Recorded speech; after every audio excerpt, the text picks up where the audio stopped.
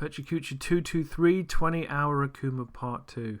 So it's probably more like 18 hours. It wasn't the best week, but I continued to spend all my time working on one image in the hope that it would just keep getting better. And I think I took it as far as I could without having to go sideways instead of up.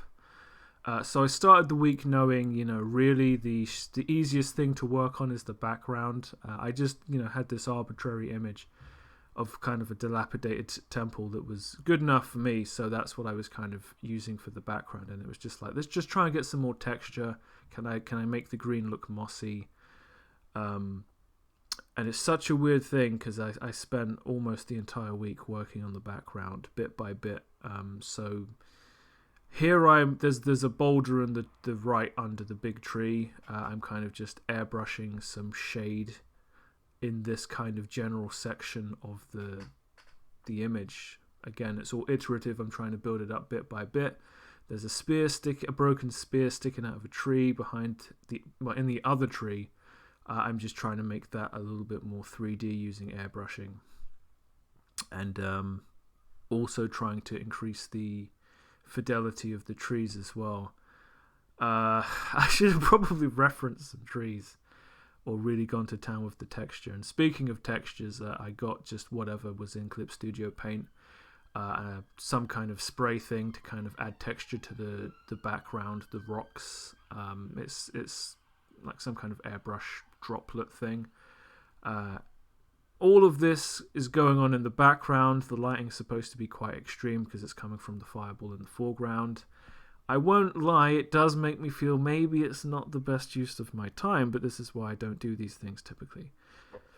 What we are trying to do here is just do it anyway. So, I'm just going in with green, and I'm going in with the airbrush, and I'm trying to make the bricks look more like they're fully formed. I'm trying to add moss, add kind of color depth to all of this.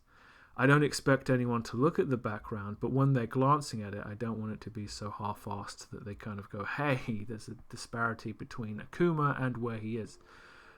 So I added cracks to the kind of the rubble under the tree. This is the kind of thing I've been wanting to do for a long time. Like whenever you see a picture of Iron Man and it looks really 3D, or a Gundam, it's because they use this kind of, a black line and then a white line next to it, and it's a really simple, strong way to break up a surface and make it look far more interesting. Did I overdo it? Yeah, maybe. I don't know.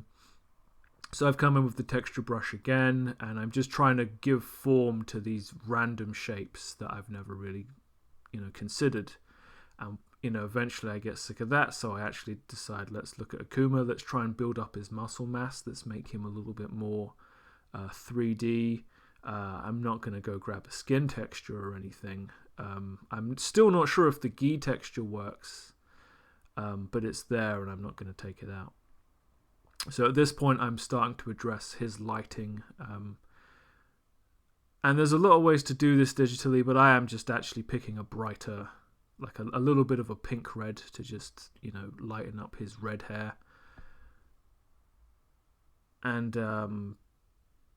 then I have the wonderful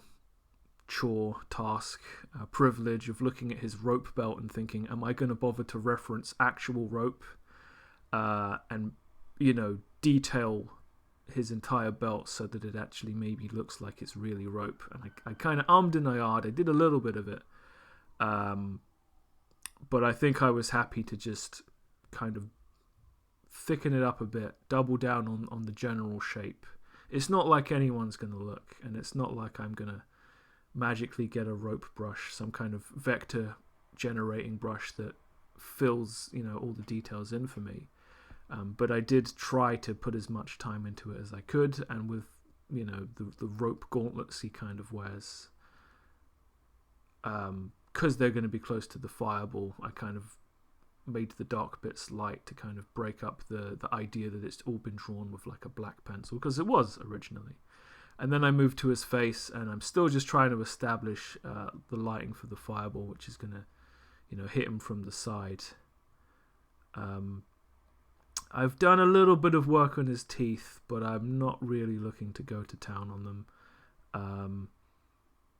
his nose pops off his face. So I feel like, as I'm going through this, just trying to tighten up things here and there and make it look a little bit less obviously bad in any given place. It's working, but it's it all feels like busy work, because it's like, am I adding to the narrative of this picture of Akuma? Not really. It's kind of set in stone now. It's about rendering. And eventually I run out of alternative things. It's time to do the fireball.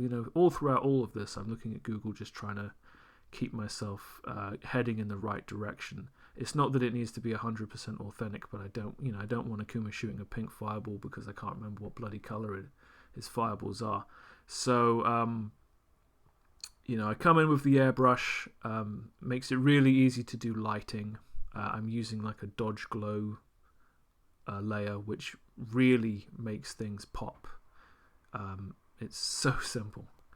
And then I just add a little bit of kind of global lighting. I feel like there's so much more I should be doing to separate Akuma from the background and push things forward and pull things back, but that kind of lighting is not something I really know anything about.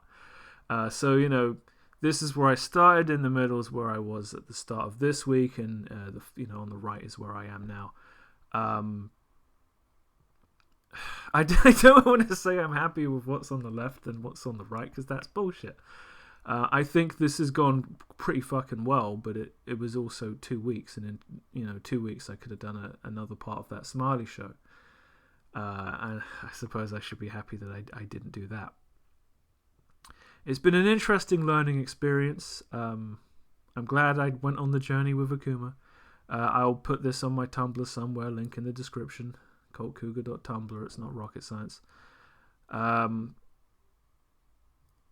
It was supposed to be 20 hours minimum in the first week, and then I could keep going until I ran out of ideas. In the end, it ended up being 2 weeks of about 10 hours each. But doing some art is better than doing no art. I'm not sure what comes next. I've got a few ideas. We will see. So that brings us to the end of Pecha Kucha 223, and I will see you next time.